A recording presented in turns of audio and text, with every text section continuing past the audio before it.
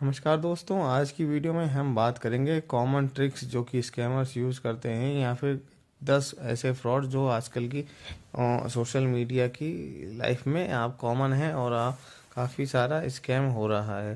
सबसे पहला स्कैम है TRAI फ़ोन स्कैम। TRAI का फुल फॉर्म होती है telecom regulatory authority of India, जो कि मोबाइल सर्विसेज टेलीकॉम की सर्विसेज को जो है गवर्न करती है। इसमें कॉल करेगा आपको स्कैमर की, वो बोलेगा कि मैं TRAI से बोल रहा हूँ या फिर मैं एयरटेल जियो या फिर किसी टेलीकॉम कंपनी से बोल रहा हूँ। आपकी जो नंबर है वो हम आज की तारीख में बंद कर देंगे, किसी वजह से जो भी बहाना वो बताएगा, और आपको इसको चालू रखना है तो आपको इतना जो है फाइन आपके पेमेंट करना होगा या बिल का पेमेंट करना होगा। तो इस तरीके से कभी भी कोई भी कंपनी कॉल नहीं करेगी।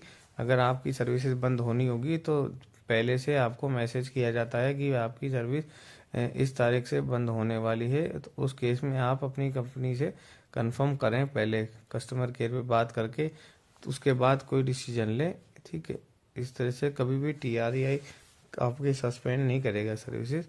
ठीक है, उसके बाद आता है कि सेकंड पर जो आपका स्कैम है, पार्सल का स्कैम का। आपको कस्टम ऑफिसर बन के स्कैमर्स कॉल करेंगे, कहेंगे कि आपके नाम का एक पार्सल यहाँ पे कस्टम डिपार्टमेंट में पड़ा हुआ है और इस पार्सल में इलीगल गुड्स पाई गई हैं। तो इलीगल गुड्स आपके नाम से भेजी गई हैं, इसलिए आप इसके जिम्मेदार माने जाते हैं। आपको इसके बदले में फाइन देना पड़ेगा। तो वो फाइन मांगेगा, आप डर जाएंगे और आप उसको पेमेंट कर देंगे। लेकिन इस केस में आपको कभी घबराना नहीं है, क्योंकि अगर आपने कोई कुरियर मंगाया होता तो आपको उसकी जानकारी होती, और अगर आपकी कस्टडी में कुछ ऐसी इलीगल गुड्स नहीं पाई गई हैं तो आपको कोई ऐसे फाइन नहीं लगा सकता। और कस्टम में आपने कभी गुड्स मंगाए नहीं, जब आपने गुड्स मंगाए नहीं तो आप उसके लिए जिम्मेदार क्यों होंगे। तो तो आपको सीधे सीधे उस कॉल को डिस्कनेक्ट करके नंबर रिपोर्ट करना है। तीसरा केस आजकल चल रहा है डिजिटल अरेस्ट का। डिजिटल अरेस्ट होता है कि आपको एक कॉल आएगी, जूम मीटिंग आपने अटेंड की होगी उस हिसाब से जूम कॉल आती है, और उस कॉल में आपको बोला जाएगा कि मैं इस फलाना पुलिस ऑफिसर बन के कि मैं DIG बोल रहा हूँ, मैं इंस्पेक्टर बोल रहा हूँ इस थाने से, हम आपको डिजिटल अरेस्ट कर चुके हैं, हम आपसे पूछताछ करेंगे और बातें करेंगे, पुलिस ऑफिसर के इंटरोगेशन करेंगे। तो इस केस में आपको करना क्या है, कभी आपने ये नहीं देखा होगा कि पुलिस ऐसे डिजिटल आपको जो है अरेस्ट कर ले या फिर आपको इंटरोगेट करे ऑनलाइन। ने वर्क फ्रॉम होम जैसे आप लोग आजकल करते होंगे तो ऑनलाइन सारी मीटिंग होती है। Police department work from home थोड़ी ना करता है। यहाँ ऑनलाइन जूम कॉल में कभी पुलिस का काम नहीं चलता है। तो वो कभी इस तरीके से ऑनलाइन डिजिटल अरेस्ट नहीं करता है। आपको तुरंत उस कॉल को डिस्कनेक्ट कर देना है, उससे कभी घबराना नहीं है, क्योंकि सीधे पुलिस स्टेशन में संपर्क करें, वहाँ पूछें कि क्या केस है इस बारे में मेरा ऐसा, और आपको जब पता चलेगा कि ऐसा कोई केस है ही नहीं। तो चौथा नंबर पे आता है कि फैमिली मेंबर अरेस्टेड। आपको पुलिस के नाम से कॉल आएगा, व्हाट्सएप पे आप देखेंगे कि वो सेव कर लेगा नंबर, उस पर पुलिस ऑफिसर की DP लगी होगी। सेम डिजिटल अरेस्ट के केस में भी ऐसे ही होता है, व्हाट्सएप नंबर सेव कर लिया होता है उन्होंने अपने आप से और DP लगा रखी होती है पुलिस ऑफिसर की। तो फैमिली मेंबर अरेस्ट के केस में वो आपको फ़ोन करेगा कि आपका लड़का मैंने गिरफ्तार कर लिया है, वो ऐसे गलत काम करते हुए पाया गया है। फिर आपको लड़के को बात कराई जाएगी, पापा पापा मुझे बचा लो, इस तरीके से एक लड़का आपको बोलता हुआ सुनाई देगा। तो उस केस में क्या होगा कि आप सबसे पहले तो घबराएं नहीं। आप सबसे पहले तो जिस भी व्यक्ति फैमिली मेंबर के अरेस्ट होने की बात हो रही है, सबसे पहले तो उसके नंबर को कॉल लगवाएं, शांति से म्यूट पे कर दें, और उसके बाद उस नंबर को कॉल लगवाएं दूसरे अपने किसी परिजन के फ़ोन नंबर से, और तुरंत उसको पता करें कहाँ पे है। और इस व्यक्ति जो आपको स्कैमर को आप उसको उलझाए रखें। ठीक है, साथ में साथ पुलिस को भी फ़ोन कर दें कि अगर किसी कंडीशन होती है तो आपको पुलिस को इन्फॉर्म करना जरूरी है। उसके बाद आपको क्या करना है, एक पांचवा स्कैम कहते हैं गेट रिच क्विक ट्रेडिंग। आजकल काफ़ी सारे ट्रेडिंग प्लेटफॉर्म खुल गए हैं, और इन्वेस्टमेंट्स के लिए शेयर मार्केट में ट्रेडिंग करना आजकल जो है बहुत ही प्रचलन में है।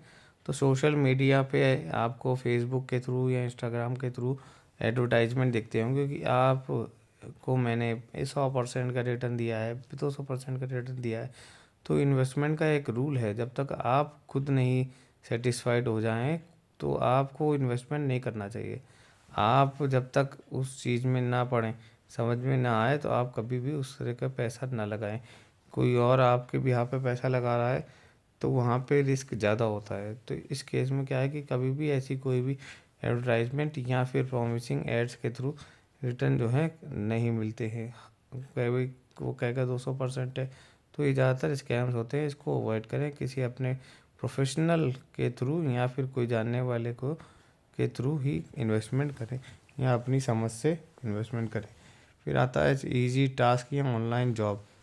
इसमें क्या होता है कि हाई सम दे जाएंगे आपको, सिंपल सा टास्क दिया जाएगा कि ठीक है, सबसे पहले तो कभी आपको कहेंगे कि यहाँ पे जाके कमेंट करना है या फिर इसको जो है लाइक करना है या रिव्यू देने हैं, 50 रुपये देंगे, फिर 100 रुपये देंगे। फिर उसके बाद क्या कहेंगे कि आपसे कि आपको तभी अगली टास्क मिलेगी जब आप इतना सिक्योरिटी डिपॉजिट दे दिया जाएगा। तो आपको उन्होंने 100 रुपये, 150, 200 का लालच दिया पहले तो। फिर उसके बाद क्या करते हैं कि वो आपको 1000 रुपये की, 2000 रुपये की या जितना भी सिक्योरिटी डिपॉजिट है उसका टास्क दे के आपसे अमाउंट लेने की कोशिश करते हैं। तो आप ये समझें कि जब इस संसार में फ्री में कोई नहीं देने वाला आपको 100 रुपये। आपने वहाँ केवल रिव्यू लेने के 100 रुपये दे दिए, क्या ऐसा काम करने से पैसे मिल सकते हैं? आप यही सोचें। ये आपको उस स्कैम में बिठाने के जो है, आपको जैसे मछली में पकड़ने के लिए पहले जो है कांटा डालना पड़ता है ना, तो कांटे में मछली फंस जाएगी, तो उसके लिए सबसे पहले उसमें कुछ चारा लगाना पड़ता है। तो ये आपको 100, 150, 200 मिनिमम स्मॉल जो है अमाउंट दे के आपको कांटे में फंसाया जा रहा है। फिर साथ में आता है लॉटरी। अभी आपने ईमेल देखा होगा कि ईमेल आते हैं साउथ अफ्रीका के नाम से, वहाँ से कि आपको $5000 की, $5 लाख की या बड़े अमाउंट की लॉटरी लग चुकी है। फिर आपसे मांगा जाता है अकाउंट डिटेल और सिक्योरिटी डिपॉजिट। अकाउंट डिटेल और सिक्योरिटी डिपॉजिट कभी ना दें, और ऐसे मेल्स को जो है इग्नोर करें, क्योंकि कभी आपने कोई लॉटरी का टिकट तो ख़रीदा नहीं ना, आपने कोई ऐसी परचेज़ करी जिसे कि आपका नाम और नंबर वहाँ पहुँच जाए, तो उन्हें कैसे पता चला कि भाई आपका नाम और नंबर है, आपको लॉटरी दे दी जाएगी, है ना? लॉजिकली तो यही है। तो ऐसे कभी भी लॉटरी के ईमेल्स, एसएमएस या फिर कोई भी कॉल को अवॉइड करें। मिस्टेकन मनी ट्रांसफ़र, कभी आपको ज़्यादातर कॉल आती है कि भाई मैंने आपको गलती से 10,000 रुपये ट्रांसफ़र कर दिए हैं, तो मैं आपको 10,000 रुपये जो है आप ऐसा करिए, मुझे वो 10,000 रुपये वापस कर दीजिए।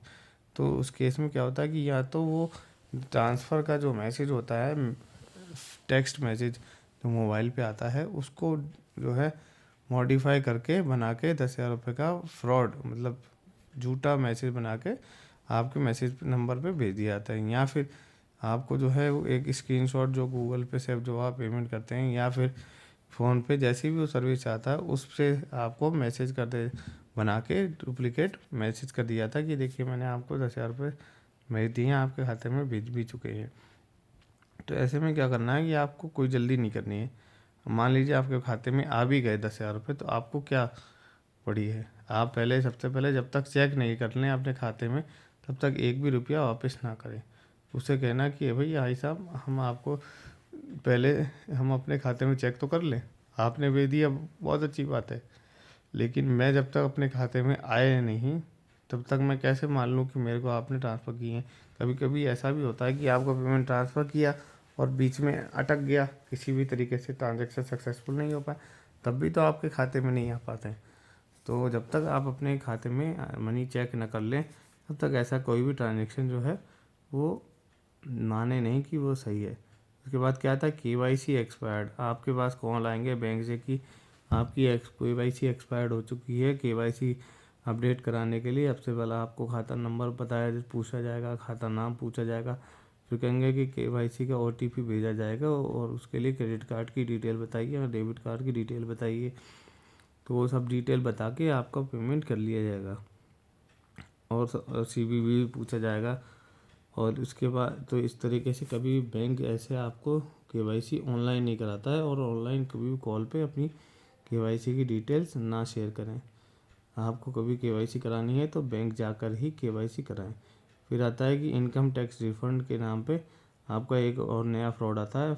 वो टैक्स ऑफिशियल बात करके, जैसे कि मैं इनकम टैक्स ऑफिस से बोल रहा हूँ, या मैं इनकम टैक्स कार्य आयकर भवन से बोल रहा हूँ न्यू दिल्ली से, और आपका इतना रिफ़ंड बना हुआ है और ये रिफ़ंड अटका हुआ है, इसको निकलवाने के लिए आपको जो है बैंक में भेजा जाएगा। बैंक की डिटेल भरेंगे, फिर बैंक के डिटेल वेरीफाई करने के लिए वो कहेगा कि आपसे ओटीपी, बैंक क्रेडिट कार्ड की, बैंक डेबिट कार्ड की डिटेल दीजिए।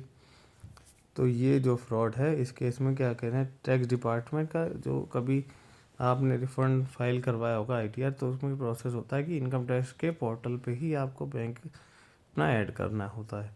उसके बाद उसी में जो आपने बैंक ऐड किया है उसी में इनकम टैक्स डिपार्टमेंट रिफ़ंड भेजता है। कभी भी इस तरीके से टेलीफोन पे कॉल करके या ईमेल के थ्रू बैंक डिटेल नहीं मांगता है।